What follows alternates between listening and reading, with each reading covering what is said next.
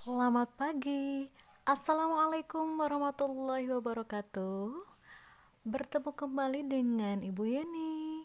Masih belajar tentang tema 7 ya. Indahnya keragaman di negeriku. Subtema 2, indahnya keragaman budaya negeriku. Pembelajaran 3. Tetap semangat belajarnya. Sudah siap? Oke, pemateri pembelajarannya yaitu tentang PPKN mengenai keberagaman rumah adat di Indonesia dan matematika mengenai luas segitiga. Tujuan pembelajaran: melalui tayangan video, peserta didik dapat menyajikan keberagaman rumah adat sebagai identitas budaya setempat yang terikat persatuan dan kesatuan, menyelesaikan masalah berkaitan dengan luas segitiga dengan teliti dan kerja keras. Materi pembelajaran: salah satu keragaman di Indonesia adalah keragaman rumah adat. Kondisi geografis negara Indonesia yang merupakan negara kepulauan menjadikan Indonesia kaya akan keragaman budaya. Keragaman tersebut salah satunya dapat terlihat dari rumah adat di Indonesia yang memiliki ciri khas dan keunikan tersendiri. Berikut ini beberapa rumah adat yang ada di Indonesia. Indonesia sangat kaya akan keragaman budaya. Salah satu bentuk kekayaan budaya Indonesia dapat dilihat dari beragam bentuk rumah adat yang ada. Tentu saja, setiap bentuk rumah adat memiliki ciri khas masing-masing. Setiap provinsi di Indonesia memiliki rumah adatnya sendiri yang tak hanya menjadi kebanggaan tersendiri. Setiap rumah adat juga membawa arti tersendiri bagi kehidupan masyarakatnya. Seiring dengan perkembangan zaman, masyarakat mulai meninggalkan model rumah adat sebagai acuan untuk membangun rumah. Namun, hal tersebut tidak mengurangi keistimewaan beragam rumah adat yang ada di Indonesia. Kalian bisa melihat ya, ini ada sebuah peta. Namun di sana terdapat berbagai rumah adat di dalamnya, ya. Berikut ini beberapa rumah adat di Indonesia dengan ciri khas dan keunikannya masing-masing. Mari kita simak bersama-sama. Yang pertama ada rumah gadang. Siapa yang tak kenal dengan rumah adat yang satu ini? Ya, ini adalah rumah gadang. Rumah gadang Sumatera Barat. Juga dikenal sebagai rumah adat yang punya keunikan di dalamnya. Keunikan yang dimilikinya adalah atap yang membentuk sebuah tanduk hewan. Wow, unik sekali ya. Selain sebagai tempat tinggal, bangunan ini juga berfungsi sebagai tempat musyawarah keluarga, tempat mengadakan upacara, pewarisan nilai adat, dan juga merupakan representasi budaya matrilineal. Rumah gadang sangat dimuliakan karena dipandang sebagai tempat suci oleh masyarakat. Selanjutnya ada rumah kebaya. Rumah kebaya merupakan sebuah nama rumah adat suku Betawi. Disebut dengan rumah kebaya dikarenakan bentuk atapnya yang menyerupai pelana yang dilipat, dan apabila dilihat dari samping, maka lipatan-lipatan tersebut terlihat seperti lipatan kebaya. Wow, sangat unik dan menarik ya. Sebagai tempat tinggal, rumah kebaya memiliki teras yang luas yang berguna untuk menjamu tamu dan menjadi tempat bersantai keluarga. Pada zaman dahulu, masyarakat Betawi membuat sumur di depan rumahnya dan pemakaman yang berada di samping rumah. Dinding rumah ini umumnya terbuat dari panel-panel yang dapat dibuka dan digeser-geser ke tepinya. Hal ini dimaksudkan agar rumah terasa lebih luas. Selain rumah kebaya, suku Betawi juga memiliki rumah adat lainnya, seperti rumah gudang, rumah joglo, dan rumah panggung. Kemudian ada rumah jolopong. Kalian bisa melihat gambarnya di sini ya. Masyarakat Jawa Barat memiliki banyak bentuk rumah adat, tetapi yang paling populer adalah rumah jolopong. Bentuk rumah ini adalah rumah panggung yang tingginya 40 sampai dengan 60 cm di atas permukaan tanah dan ada tangga di teras rumah. Bahan-bahan yang digunakan adalah bahan alami, yaitu kayu, bambu, ijuk, daun kelapa, batu, dan tanah. Atapnya memanjang dan berbentuk segitiga sama kaki seperti tergolek lurus atau jolopong. Oke.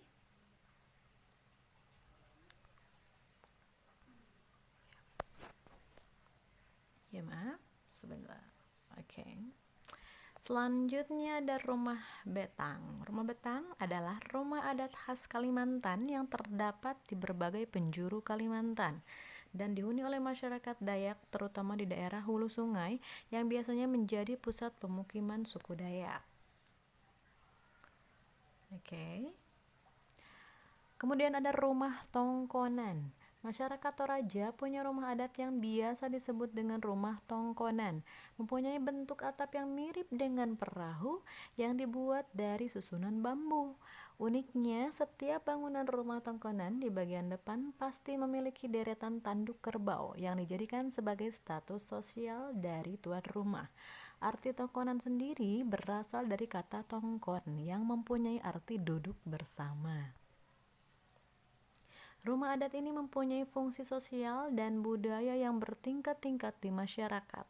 Awalnya merupakan pusat pemerintahan, kekuasaan adat, sekaligus perkembangan kehidupan sosial budaya masyarakat Toraja.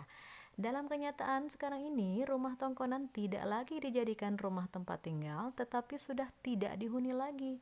Oleh karena setiap keluarga yang mendiami tongkonan pada umumnya telah membangun rumah tinggal sendiri. Lalu ada rumah Honai. Papua adalah sebuah provinsi yang terletak di bagian timur wilayah Indonesia. Sampai saat ini, Papua masih lekat dengan rumah adat yang unik. Bentuknya yang menyerupai jamur jika dilihat dari kejauhan. Wow, kalian bisa melihatnya ya? Biasa disebut sebagai rumah Honai. Rumah adat ini menggunakan kayu sebagai dindingnya dan rumput kering yang dijadikan sebagai atapnya. Wah, unik sekali ya. Selain berfungsi sebagai tempat tinggal, rumah Honai juga berfungsi sebagai tempat menyimpan peralatan perang atau berburu, tempat melatih anak laki-laki agar menjadi orang yang kuat saat dewasa nanti, sehingga dapat melindungi sukunya. Tempat untuk menyusun strategi perang, juga tempat menyimpan segala simbol dan peralatan warisan leluhur. Nah, itu tadi beberapa rumah adat yang ada di Indonesia. Masih banyak lagi rumah adat Indonesia yang memiliki keunikan dan ciri khasnya masing-masing. Untuk tugas pertama, nah kalian ya, tadi setelah menyimak berbagai rumah adat di Indonesia. Nah, Indonesia memiliki banyak sekali rumah adat yang unik dan menarik ya. Bagaimana dengan rumah adat di daerahmu? Ayo kita perkenalkan keunikan rumah adat daerah asalmu melalui sebuah gambar. Tugasnya, buatlah gambar rumah adat tersebut pada buku atau kertas gambarmu. Jangan lupa warnai gambarmu agar semakin menarik. Tambahkan juga keterangan tentang nama rumah adat, bentuk rumah adat, bahan pembuatnya, dan keunikan dari rumah adat tersebut. Boleh kalian pilih ya yang tadi telah Ibu jelaskan. Silahkan yang mana saja. Rumah adat yang mana yang ingin kalian gambar?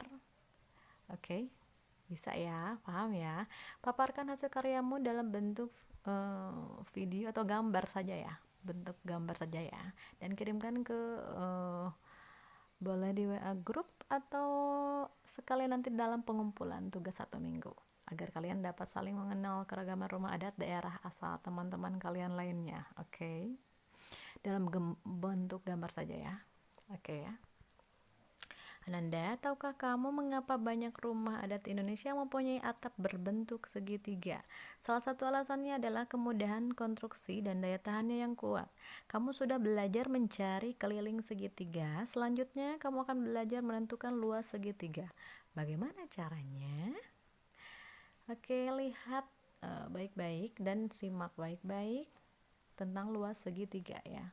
Di sini Ibu memiliki sebuah bangun datar segitiga sama kaki tepatnya ya, karena dua garis yang tingginya itu ada yang sama 8 cm, kemudian alasnya 6 cm. Rumus luas segitiga yaitu L sama dengan setengah kali alas kali tinggi. Oke, itu cara menghitung luas.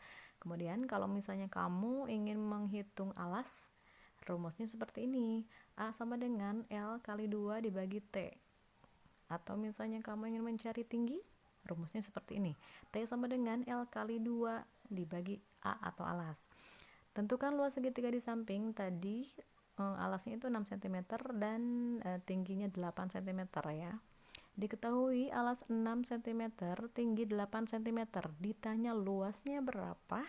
Jawab, L sama dengan setengah kali A kali T atau setengah kali alas kali tinggi. Sama dengan setengah kali 6, tadi masukkan 6 cm dikali 8 cm itu tingginya. Boleh dengan cara dibagi terlebih dahulu ya, itu sudah ada contohnya tuh dicoret ya. 6 dibagi 2 sama dengan 3, jadi langsung dikalikan. 3 kali 8 sama dengan 24 cm persegi. Berapa alas segitiga di bawah ini jika luasnya 28 cm persegi? Di sini kalian akan menghitung alasnya ya. Ini tingginya 4 cm. Kemudian diketahui luasnya itu 28 cm persegi, tingginya 4 cm. Ditanyakan alasnya itu berapa? Jawab, tadi rumusnya sudah ibu beritahu ya. A sama dengan L kali 2 dibagi T sama dengan 28, tadi luasnya 28 cm dikali 2 dibagi 4. Jadi isinya berapa?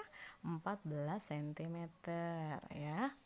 Kemudian kalau misalnya mencari tinggi segitiga, tentukan tinggi segitiga di bawah ini.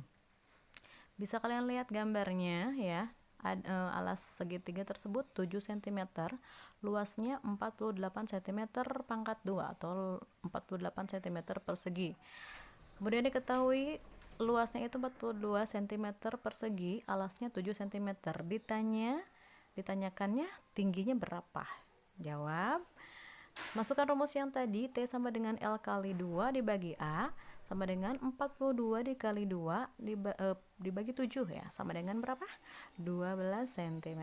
Ini contohnya. Untuk tugas kedua, bagaimana mudah bukan tadi ya? Apabila ada hal-hal yang belum kamu pahami, kamu dapat bertanya kepada ayah atau bunda atau bapak dan ibu guru untuk melatih kemampuanmu. Kerjakanlah soal latihan berikut ini. Nah, soalnya hitunglah luas segitiga berikut. Lihat gambarnya, jelas sekali ya. Menghitung luas ya. Untuk nomor 2, sebuah segitiga sama kaki alasnya 12 cm dan luasnya 114 cm pangkat 2. Berapa tinggi segitiga tersebut? Silahkan kamu hitung tingginya berapa.